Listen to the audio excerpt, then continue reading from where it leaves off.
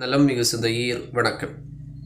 நாட்டின் வளர்ச்சிக்குரிய கூறுகளுள் ஒன்றாக குறைந்தது 25 பாரம்பரிய தலங்களுக்கு செல்லுதலை குறிப்பிட்டிருக்கின்றார். நம்முடைய நாட்டிலே அத்தகைய பாரம்பரிய மரபு சின்னங்கள் ஏராளம் இருக்கின்றன. அயல் நாட்டிலே இருக்கின்ற மிக உயர்ந்த சிற்பங்கள், தலங்களை எல்லாம், கட்டிடங்களை எல்லாம் நாம் வியந்து பார்த்து கொண்டிருக்கின்றோம்.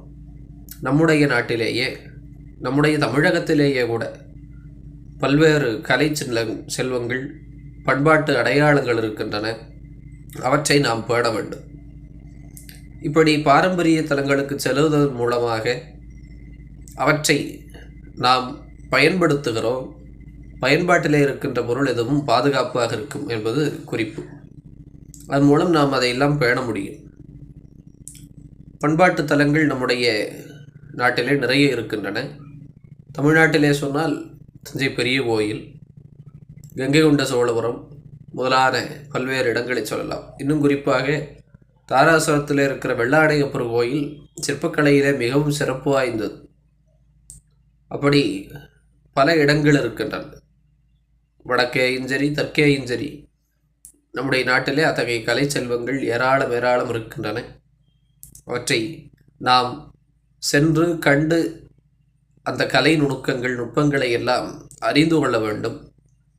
அவற்றுடைய சிறப்புகளை எல்லாம் பதிந்து கொள்ள வேண்டும். வருங்காலத்திற்கு அவற்றை கொண்டு செல்ல வேண்டும். அதன் மூலமாக நாம் அவற்றை பேணி காக்க முடியும்.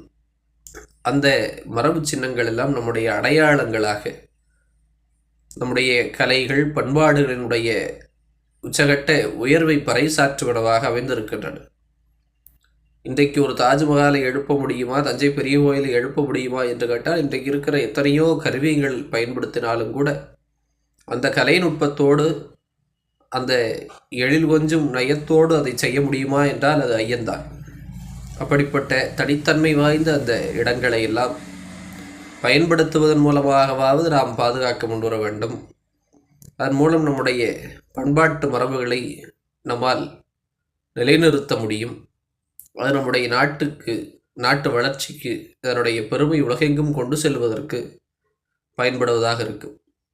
வெளிநாடுகளிலே நம்முடைய பண்பாட்டு கூறுகள் எத்தனையோ அருங்காட்சியகங்களிலே இருக்கின்றன.